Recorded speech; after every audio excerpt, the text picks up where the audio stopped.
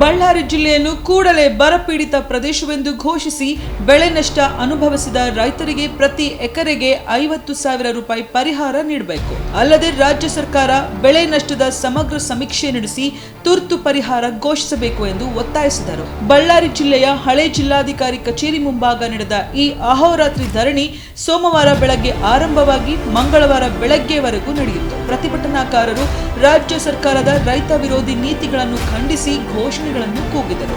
ಈ ವೇಳೆ ಮಾತನಾಡಿದ ಬಿಜೆಪಿ ರೈತ ಮೋರ್ಚಾ ಮುಖಂಡ ಅನಿಲ್ ಕುಮಾರ್ ಮೋಕನಾಯ್ಡು, ಮಳೆಯ ಕೊರತೆಯಿಂದ ಜಿಲ್ಲೆಯ ರೈತರು ತೀವ್ರ ಸಂಕಷ್ಟಕ್ಕೆ ಸಿಲುಕಿದ್ದು ಬೆಳೆಗಳು ಒಣಗಿ ಕೃಷಿಗೆ ಮಾಡಿದ ಹೂಡಿಕೆ ಸಂಪೂರ್ಣ ನಾಶವಾಗುವ ಪರಿಸ್ಥಿತಿ ನಿರ್ಮಾಣವಾಗಿದೆ ಎಂದು ಆರೋಪಿಸಿದರು. ರೈತರ ಸಮಸ್ಯೆಯನ್ನು ಸರ್ಕಾರ ನಿರ್ಲಕ್ಷಿಸಿದರೆ ಮುಂದಿನ ದಿನಗಳಲ್ಲಿ ಹೋರಾಟವನ್ನು ಮತ್ತಷ್ಟು ತೀವ್ರಗೊಳಿಸಲಾಗುವುದು ಎಂದು ಪ್ರತಿಭಟನಾಕಾರರು ಎಚ್ಚರಿಕೆ ನೀಡಿದರು.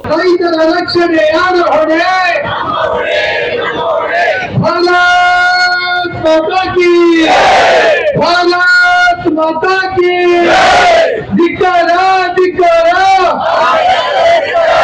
धिक्कारा धिक्कारा धिक्कारा धिक्कारा धिक्कारा धिक्कारा धिक्कारा भारत माता की भारत माता की धिक्कारा धिक्कारा. ಒಂದು ಎಕರೆಗೆ 50,000 ಪಡೆಯಬೇಕು. ಒಂದು ಎಕರೆಗೆ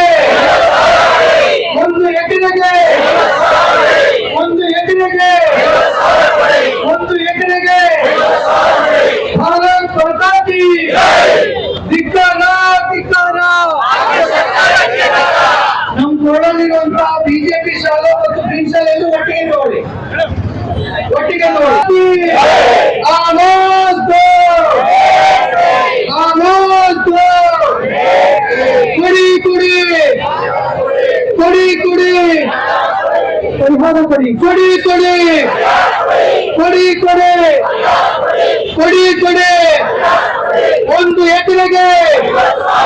ಒಂದು ಎಕರೆಗೆ